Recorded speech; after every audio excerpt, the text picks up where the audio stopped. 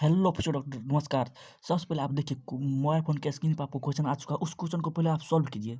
Solve करने के बाद आप उसका सॉल्यूशन पूरा अंत तक देखिए। आपको कुछ न कुछ एक्स्ट्रा ज़रूर सीखने को मिलेगा, इसलिए सॉल्यूशन को स्किप मत कीजिए, पूरा सॉल्यूशन देखिए। तो चलिए आज 114 नंबर क्वेश्चन से शुरू करते हैं। पूरा क्वेश्चन नीट में पूछा हुआ क्वेश्चन है। तो चलिए शुरू करते हैं। क्या है? Select the wrong statement. आपको क्या बोल रहा है? रॉन्ग स्टेटमेंट खोजने के लिए यहाँ पे आप घेरा लगा लीजिए। रॉन्ग स्टेटमेंट पूछा है तो रॉन्ग स्टेटमेंट ही खोजना है। तो आपको हम बता दें कि ये the term contagium vivum fluidum was coined by M W Beijerinck. बिल्कुल सही है। आपको एनसीईआरटी में आपके चाहे एनसीईआरटी पूरा पढ़िए, एकदम एनसीईआरटी में दिया हुआ है, 100% दिया हुआ है। तो आप उस एनसीईआरटी को पढ़ लीजिए पहले अच्छा से। वायरस वाला टर्म, वायरस वाला जो टॉपिक दिया है उसको पढ़िए। उसमें एकदम पूरा दिया हुआ है, पूरा डिटेल में दिया है साइंटिस्ट का कौन किसको खोज किया है, किसको क्या किया है, सब कुछ दिया हुआ है एनसीईआरटी में। उस एनसीईआरटी को सबसे पहले आप पढ़िए, तब ये क्वेश्चन सॉल्व कीजिए, तब ये सॉल्व होगा। उससे पहले आपको कोई चारा नहीं है, पहले पढ़ना ही पड़ेगा। एनसीईआरटी की डिटेल में पढ़िए। वायरस वाला जो टॉपिक दिया है उसको पूरा डिटेल में पढ़िए, लास्ट टॉपिक है एनसीईआरटी का। तो उसको अच्छा से पढ़िए, पहले उसको ध्यान से पढ़िए, उसके बाद आप बनाने की कोशिश कीजिए इस क्वेश्चन को। तो उसमें दिया हुआ है, ये बिल्कुल सही है। Mosaic virus in tobacco and AIDS in human beings are caused by. अब देखिए टोबैको मोज़ैक वायरस से फैलता है और एड्स एचआईवी वायरस से फैलता है। एड्स किससे फैलता है? HIV virus. क्या है? दोनों दोनों कॉज्ड बाय वायरस, मतलब दोनों ही वायरस के द्वारा कॉज किया जाता है। ये भी ऑप्शन सही है, हाँ वायरस के द्वारा।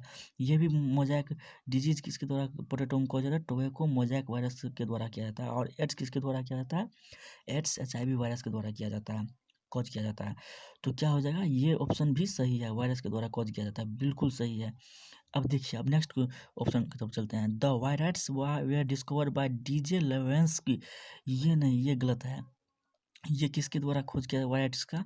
टीओ डेनर के द्वारा खोज किया गया था। कितने ईस्वी में किया गया था? 1971 ईस्वी में किया गया था। तो ये ऑप्शन गलत हो गया था। अब इसको वायरस को किसने खोज किया था? टीओ डेनर। और एनसीईआरटी में जितना भी खोज, देखिए खोज पर क्वेश्चन पूछा जा रहा है, इसलिए आपको सबसे पहले ध्यान देना है। खोज वाला जितना भी क्वेश्चन है एनसीईआरटी में दिया हुआ, तो एनसीईआरटी का पूरा खोज लिख के एक पंक्ति में और उसको याद कर लीजिए, अच्छा रहेगा। क्वेश्चन देखिए यहाँ पर पूछा गया क्वेश्चन है, तो ये पूछा हुआ क्वेश्चन हम बता रहे हैं, इसलिए आप उसको रट लीजिए एकदम ध्यान से, एकदम अरेंज करके अच्छा से अरेंज करके उसको याद कर लीजिए। देखिए, अब वायरस का कौन खोज किया था वायरस का? तो टीओ डिनर खोज किया था। ये डीजे लोरेंस की दूसरी चीज़ का खोज किया था।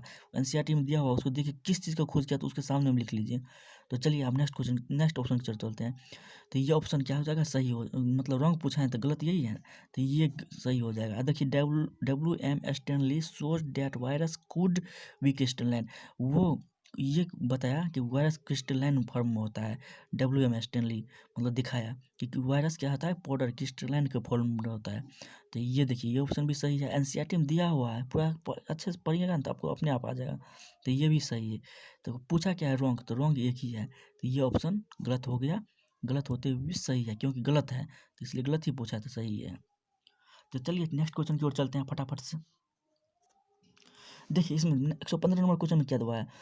अगर आप देखिए, हम रोज़ वीडियो अपलोड करते हैं। अगर आप नए हैं चैनल पर तो सब्सक्राइब कर लीजिए। हम रोज़ वीडियो अपलोड करते हैं, आपको फ़ायदा ही होगा सब्सक्राइब करने से, तो कुछ नहीं घाटा होने वाला है। सिर्फ आप रेड कलर का होता है सब्सक्राइब बटन, उसको दबा लीजिए। आपको हर रोज़ वीडियो मिलेगा, एकदम पूरा पूछा हुआ क्वेश्चन का वीडियो मिलेगा, और डिटेल में समझाया कर डिटेल में सॉल्यूशन भी मिलेगा।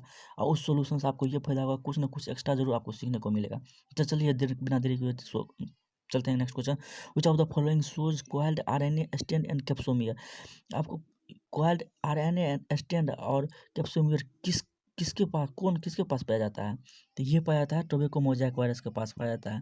तो ये भी देखिए पूछा हुआ क्वेश्चन है, तो आपको याद रखना है coiled RNA stand and capsomere, इनमें से किसके पास है? तो टोबैको मोज़ैक वायरस। आप ये देखिए बार बार पूछ रहा है टोबैको मोज़ैक वायरस, तो इसका जितना भी फॉर्म है आप इसको ध्यान में रखिए। तो चलिए ये भी ध्यान में रख लीजिएगा। चलिए नेक्स्ट क्वेश्चन को चलते हैं। इसका आंसर क्या हो जाएगा? ये बी आंसर हो जाएगा। तो नेक्स्ट क्वेश्चन को 116 नंबर क्वेश्चन की ओर चलते हैं।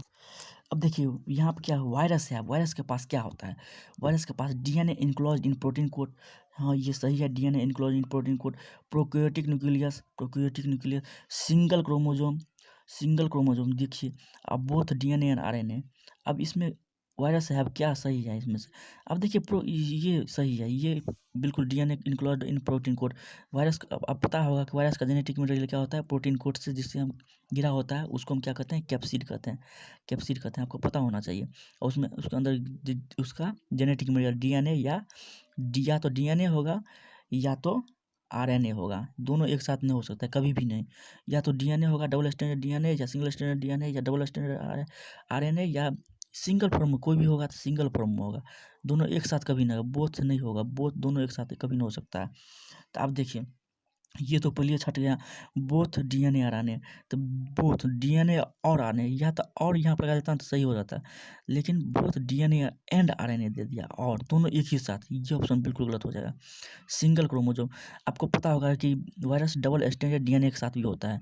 तो डबल स्टैंडर्ड डीएनए के साथ भी होता है। तो आप देखिए, डीएनए अगर सिंगल स्टैंडर्ड डीएनए है तो उसके पास एक क्रोमोसोम में एक डीएनए होता है, आपको मालूम होना चाहिए, एक क्रोमोसोम में एक डीएनए होता है। तो यहाँ पर दो डीएनए है तो दो क्रोमोसोम भी हो सकता है, तो डबल क्रोमोसोम भी हो सकता है। तो ये भी ऑप्शन गलत हो जाएगा, क्योंकि वायरस के पास डबल स्टैंडर्ड डीएनए भी पाया जाता है। एनसीईआरटी में दिया हुआ, आपको दिखा सकते हैं, दिखा देते हैं। अब देखिए, आपको एनसीईआरटी में यहाँ पे देखना है। देखिए यहाँ पर दिया हुआ है, no virus contain both RNA and DNA. मतलब ये देखिए, ये पूछा हुआ है both RNA DNA. A virus nucleoprotein, देखिए genetic material in the infect virus that plant single standard RNA virus that infect animal have single और डबल स्टैंडर्ड आरएनए और डबल स्टैंडर्ड डीएनए।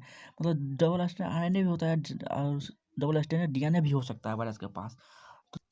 तो आपने देख लिया कि आपने कि हाँ डबल स्टैंडर्ड डीएनए आरएनए होता है। तो अगर डबल स्टैंडर्ड डीएनए या आरएनए तो डबल क्रोमोसोम भी हो सकता है। तो ये ऑप्शन भी गलत हो जाएगा। अब प्रोकैरियोटिक न्यूक्लियस का कोई मतलब नहीं होता है।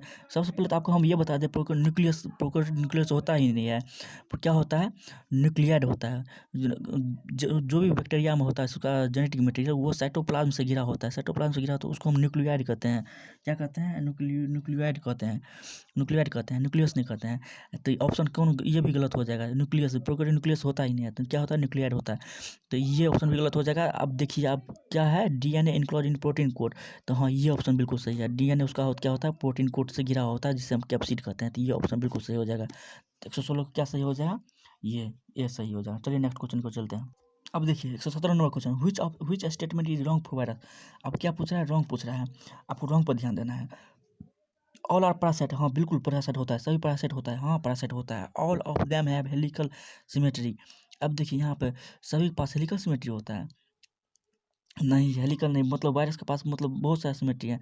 एक ही टाइप का हेलिकल सिमेट्री नहीं होता है, उसके पास दूसरे टाइप का भी सिमेट्री होता है। ये ऑप्शन भी क्या हो जाएगा, गलत हो जाएगा। तो क्या हो जाएगा, ये ऑप्शन गलत हो जाएगा, गलत ही पूछा है। तो उसके पास मतलब दूसरे टाइप का सिमेट्री पाया जाता है, हेलिकल नहीं, कोबाइड कोलॉइडल, मतलब बहुत टाइप का सिमेट्री पाया जाता है। ये हेलिकल एक ही टाइप का नहीं।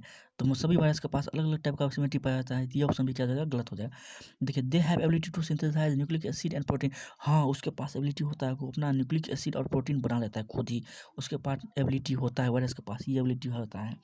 देखिए, antibiotic have no effect on them. Antibiotic का कोई इफेक्ट नहीं पड़ता है। हाँ एंटीबायोटिक का इफेक्ट नहीं पड़ता है, क्यों नहीं पड़ता है, क्योंकि पास वायरस के पास सेल वाल एब्सेंट होता है, सेल वाल होता ही नहीं। सेल वाल क्या होता है, होता ही नहीं है। इसलिए उसके पास एंटीबायोटिक ज़्यादातर एंटीबायोटिक क्या होता है, सेल वाल को डिस्ट्रॉय करता है। एंटीबायोटिक ज़्यादातर क्या होता है, सेल वॉल की डिस्ट्रॉय, लेकिन इसके पास सेल वॉल होता ही है, तो इसको क्या इफेक्ट पड़ेगा। तो इसलिए उसके पास एंटीबायोटिक का कोई इफेक्ट ही नहीं पड़ता है। तब इसके पास होता क्या है, प्रोटीन कोड होता है। इसका जेनेटिक मटेरियल क्या होता है, प्रोटीन कोड से घिरा होता है, प्रोटीन कोड से घिरा होता है। जिसे हम लोग जानते हैं कि उसे कहते हैं कैप्सिड, कैप्सिड कहते हैं।